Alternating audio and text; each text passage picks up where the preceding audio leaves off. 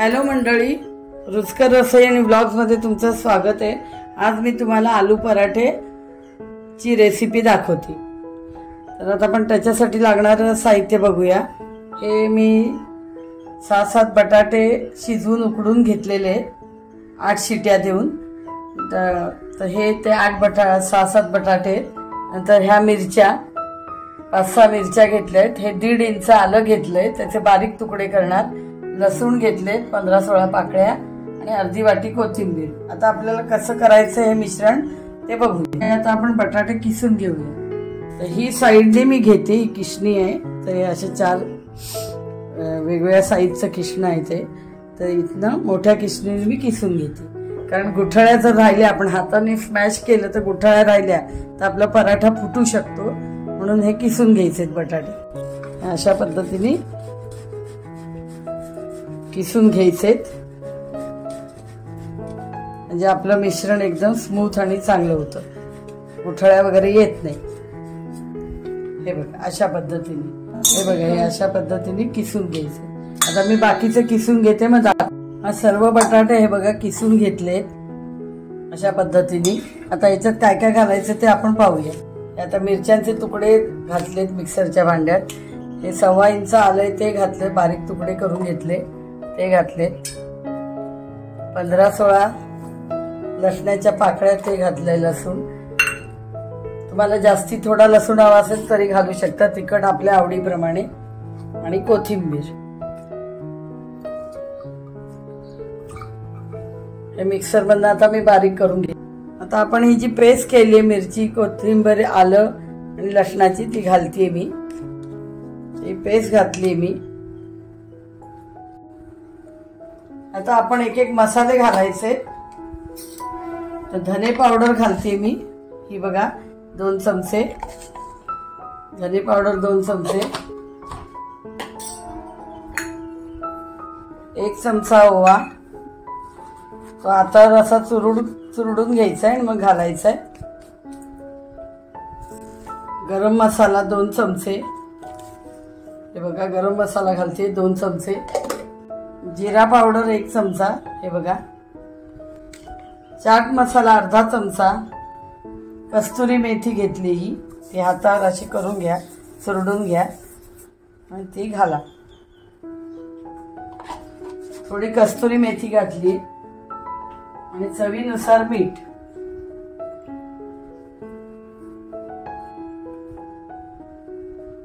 पाऊण चमचा मीठ घातलं।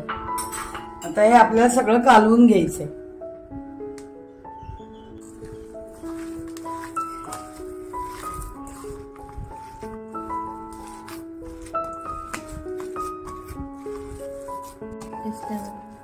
हे बघा असं मिश्रण सबंध आपण मसाले घालून बटाट्याच्या किसामध्ये मिश्रण एकजीव करून घेतले। आता हे आपण बाजूला ठेवूया, कणिक भिजवूया आपण पराठे लाटण्यासाठी। ही आपण आता कणिक घेतलेली आहे, साधारण ही 4 वाटे कणिक आहे आणि मैदा 2 वाटी आहे, तो आता मी घालते याच्यामध्ये। निम्म मैद्याचं प्रमाण घ्यायचं, त्याच्यापेक्षा थोडं कमी घेतलं तरी चालतं। चवीनुसार थोडं मीठ घालायचंय, कारण आपण पराठ्याचं जे मिश्रण बटाट्याचं केलंय त्याच्यात मीठ आहे। याच्यात आता मी अर्धा चमचा मीठ घालते, मीठ घातलंय तर थोडंसं तेल घालते। आता आपण हे भिजवायला घ्यायचंय, जसं आपण कणिक भिजवतो रोजची पोळ्यांची, तसंच थोडं थोडं पाणी घालून घ्यायचंय।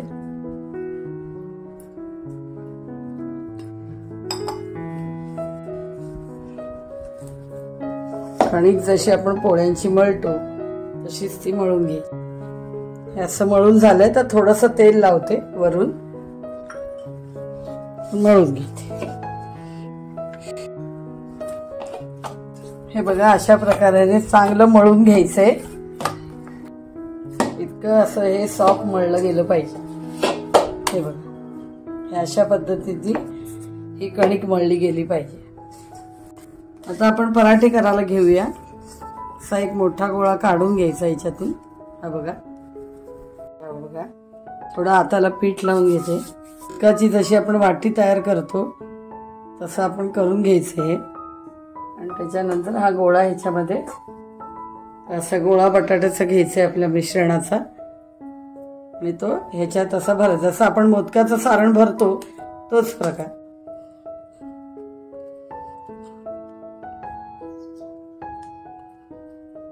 आणि असं तोंड बंद करून घ्यायचं. हे बघा, वरती जर जास्ती कणिक आली तर ती काढून घ्यायची, ह्याची आलेली नाहीये. आणि असं बंद करायचंय वरचं तोंड. हे पिठात चांगलं घोळवून घ्यायचंय. जे तोंड बंद केले ती बाजू खाली घ्यायची आणि थोडं असं प्रेस करायचं. असं थोडं प्रेस करून घ्यायचंय, आता लाटून घ्यायचंय.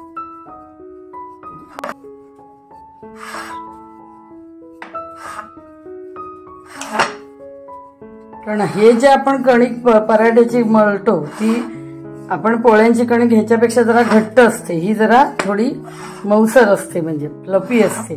तेव्हाच तो पराठा एकदम लुसलुशीत आणि चांगला होतो. त्यामुळे ही कणिक जी असते ती मऊसर असते, तेव्हाच ती पसरली जाते. आपण पराठा लाटताना घट्ट केलं तर मग तो बटाटा आतलं मिश्रण हे पसरलं नाही जाऊ शकत. तर आपण हे काढून घेऊया आणि तव्यावरती घातलं. मीडियम गॅसवरती मी करते. आता मी तूप, साजूक तूप घेतलेले, हे बघा, ते आता मी घालते 1 चमचा.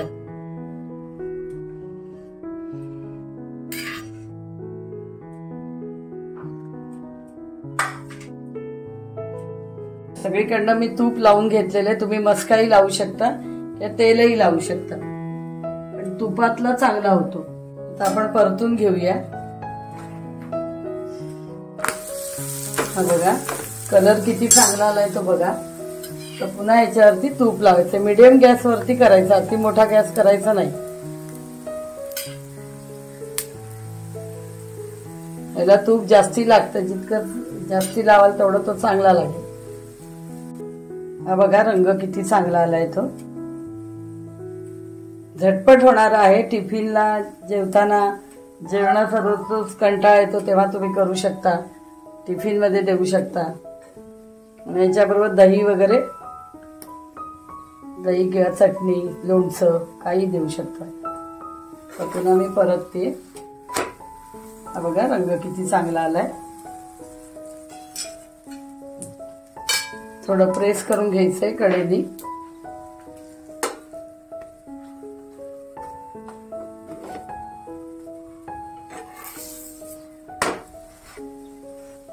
आता आपण प्लेट्स मध्ये काढून घेऊया. आपला पराठा झालाय बघा, किती रंग सुरेख आलाय. हा पराठा किती सुंदर झालाय आपला. आता आपण प्लेट मध्ये काढून घेऊया. अशा प्रकारे मी तुम्हाला आलू पराठा करून दाखवलेले. तर ही रेसिपी मी सांगितल्याप्रमाणे करून बघा. आणि कणकीचं म्हणजे मी तुम्हाला तेच सांगते पुन्हा की निम्मी कणिक जर 2 वाटी घेतली तर मैदा 1 वाटी घ्यायचं, हे प्रमाण आहे. त्याचं मैदा घातल्यामुळे लवचिकता आणि सॉफ्टनेस येतं. आणि जी कणिक जी पोळ्यांची असते त्याच्यापेक्षा थोडी मऊच मळायची असते. चांगली अशी मळून घ्यायची, तुम्हाला मी दाखवलं तसं. आणि ती कणिक लांबली पाहिजे, तेव्हा तो पराठ्यामध्ये ते मिश्रण घातल्यावर ते बटाटा सगळीकडे व्यवस्थित मिश्रण ते पसरतं. ती कणिक लांबली पाहिजे, हे लक्षात ठेवा.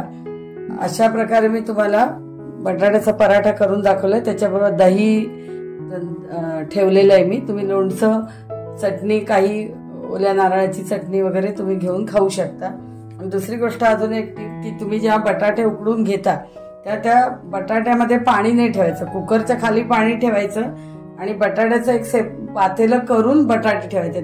जेव्हा बटाटे ज्या पातेल्यात घालतो त्याच्यात पाणी नाही घालायचं. कुकरमध्ये पाणी घालतो ना आपण, तर त्या वाफेवर ते शिजून जातात.